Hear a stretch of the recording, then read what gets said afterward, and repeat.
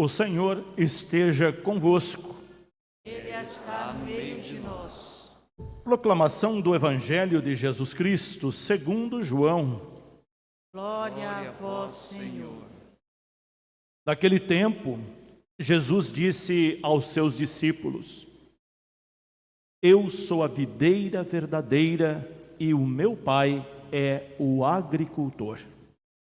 Todo ramo que em mim não dá fruto, ele o corta. E todo ramo que dá fruto, ele o limpa, para que dê mais fruto ainda. Vós já estáis limpos por causa da palavra que eu vos falei. Permanecei em mim, e eu permanecerei em vós. Como o ramo não pode dar fruto por si mesmo, se não permanecer na videira, assim também vós não podereis dar fruto, se não permanecerdes em mim. Eu sou a videira e vós os ramos. Aquele que permanece em mim e eu nele, esse produz muito fruto, porque sem mim nada podeis fazer. Quem não permanecer em mim será lançado fora como um ramo e secará. Tais ramos são recolhidos, lançados no fogo e queimados.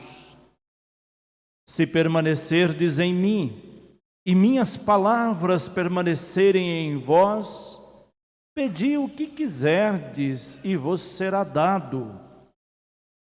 Nisto meu Pai é glorificado, que deis muito frutos e vos torneis meus discípulos.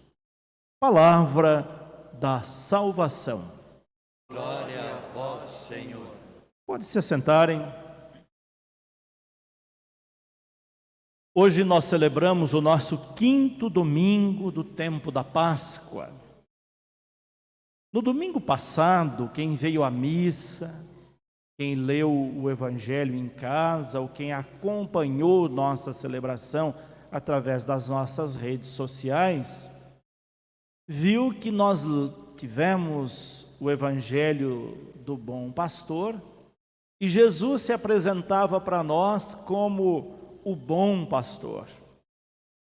Enfatizava esse adjetivo qualificativo bom, para dizer para nós que existe também pastor que não é bom, o qual ele deu o nome de mercenário.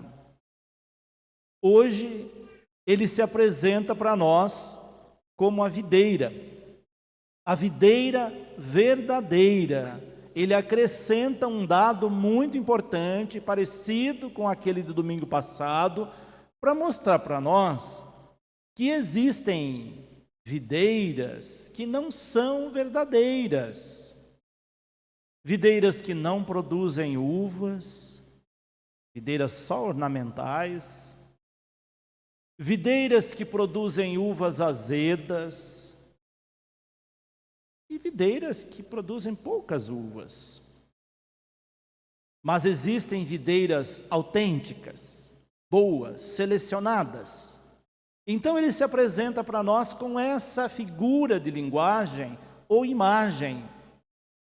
Uma imagem agrária, como no domingo passado também era uma imagem campesina, do campo. Hoje ele usa novamente uma imagem do campo, para falar da realidade que as pessoas conheciam. E é fácil a gente entender essa imagem colocando um tronco no qual ramos conectados a ele, se esse tronco for bom, autêntico, esses ramos ligados a esse tronco vai produzir bons frutos, porque o tronco é bom. Ele que emite a seiva verdadeira para alimentar os ramos, e os ramos vão produzir bons frutos.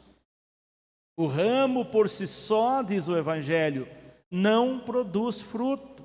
Se você cortá-lo, desligá-lo da videira, ele seca.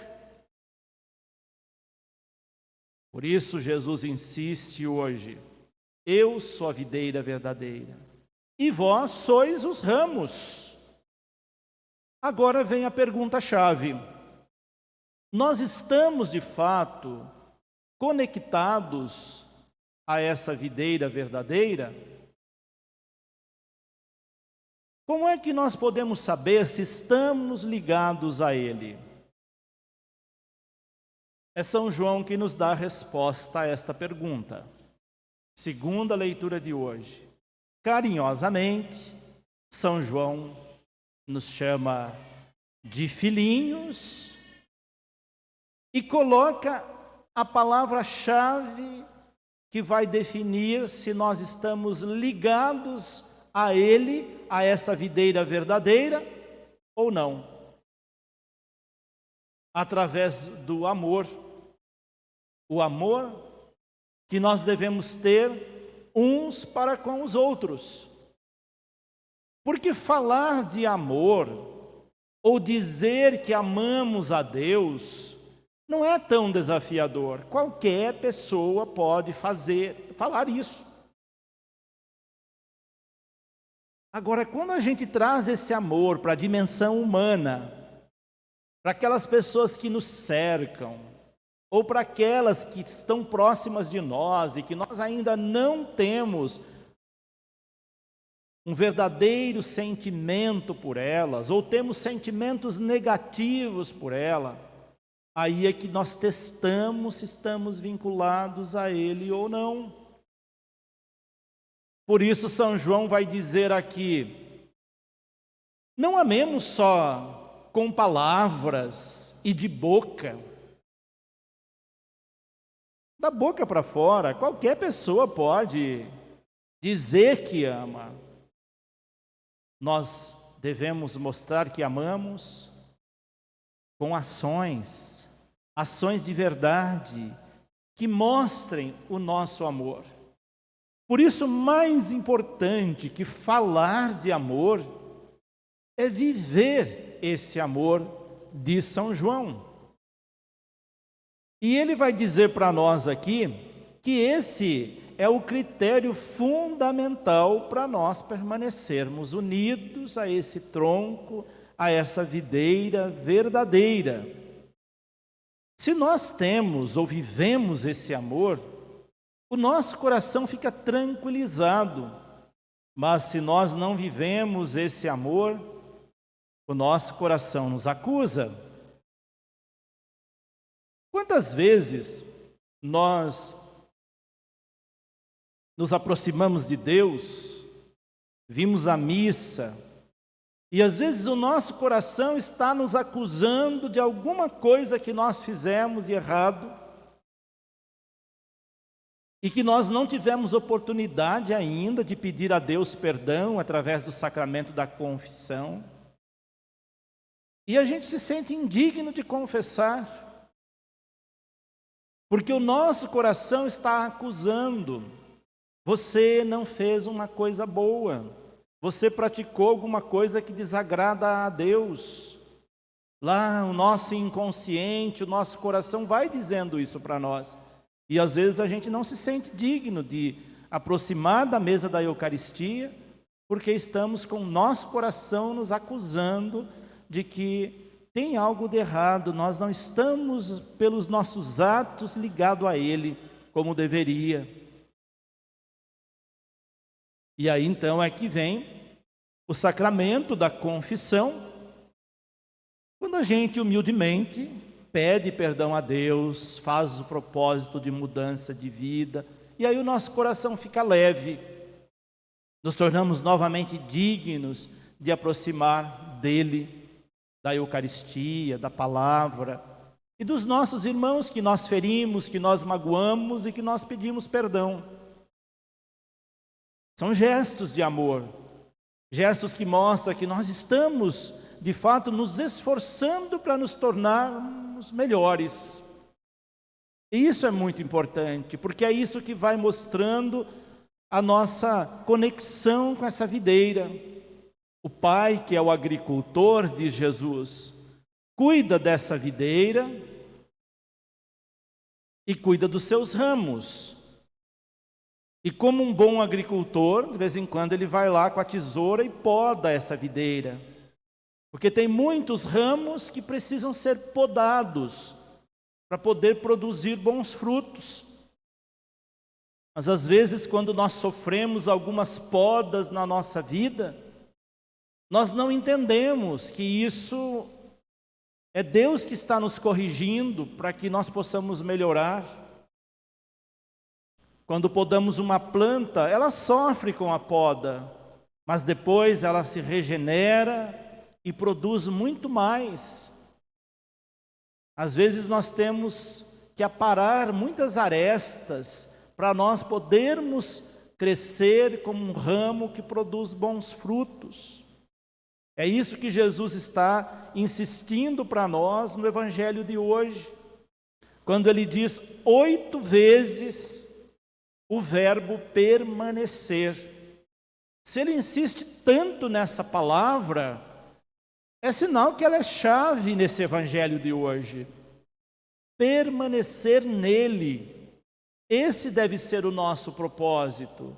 Por mais que nós tenhamos tropeços na vida, por mais que outras tentações insistam em nos desviar do caminho dele, nos tirar desse ramo, desse tronco, nós devemos manter a fidelidade de permanecer nele. Mesmo que seja apenas com um fiozinho, se nós estivermos conectados nele, mesmo que seja uma linha tênue, já é algo importante, porque está passando aquela seiva verdadeira para nos alimentar e nos tornar mais fortes. Por isso, nesse domingo, a insistência é que nós permaneçamos unidos a Ele. E Ele diz 2 vezes: sem mim nada podeis fazer. Nós não podemos fazer nada sem Deus. Às vezes temos aquele falso sentimento de que nós somos autônomos, que nós podemos fazer as coisas por nossa conta. Mas quando a gente se vê enfraquecido, nós vemos que nós dependemos totalmente dele. Nós estamos nas mãos de Deus. E isso é bom. Quando a gente confia, Deus quer o melhor para nós. E se nós nos deixarmos guiar por Ele, sermos podados por esse agricultor, com certeza nós cresceremos diante dele e nos tornaremos melhores, nos tornaremos ramos que produzem bons frutos. Lembrem-se, bons frutos significam boas ações. Esse é o resultado da nossa ligação com Ele. Quem não produz, não faz, não pratica boas ações, é ramo desligado dessa videira. Por isso é bom a gente avaliar de vez em quando nossas ações. Elas estão sendo boas? Se estão, é sinal que mantemos ainda essa conexão com Deus. E para encerrar, a primeira leitura mostra o esforço da comunidade, dos primeiros apóstolos, a manterem essa fidelidade a Deus. Hoje, destaque para a inclusão de Saulo, que passaria a se chamar Paulo, à comunidade dos apóstolos. E de imediato tiveram uma resistência muito grande em aceitá-lo, devido à sua vida pregressa, devido a tudo que Saulo havia feito de maldade, quando ele não estava ainda conectado a essa videira verdadeira, os frutos terríveis das suas ações, a comunidade não acreditava nele. Mas aí chega uma boa alma, Barnabé, e tenta ser o mediador da acolhida de Saulo na comunidade. E vai dizer para a comunidade: ele se converteu, ele mudou de vida, vamos dar uma chance para ele. Ele fez coisas maravilhosas em Damasco depois da conversão. E a comunidade deu uma chance. Quantas vezes a gente resiste a dar uma nova chance para alguém que errou, sendo que aquela chance seria a possibilidade de salvação daquela pessoa. E pelo seu erro, nós acabamos tendo preconceito, bloqueando caminhos. E quando a gente vê uma atitude como essa de Barnabé, nós vemos que Deus age na nossa vida, coloca aí anjos que vão possibilitar que consigamos ter oportunidades. Não foi fácil para Paulo. Quando ele começou a agir em nome de Cristo, muitos perseguiram, muitos quiseram matá-lo, e a comunidade precisou tirá-lo e levá-lo lá para Tarso, bem longe. Por isso que ele recebeu o nome de Paulo de Tarso, porque quando ele foi colocado em Tarso, para ser missionário naquela região, naquela cidade, ali ele fez maravilhas e fez jus ao nome que ele tem até hoje. Assim nós vemos estar conectados a essa videira não é fácil. Às vezes temos muitos desafios e essa primeira leitura mostra um pouquinho alguns desses desafios.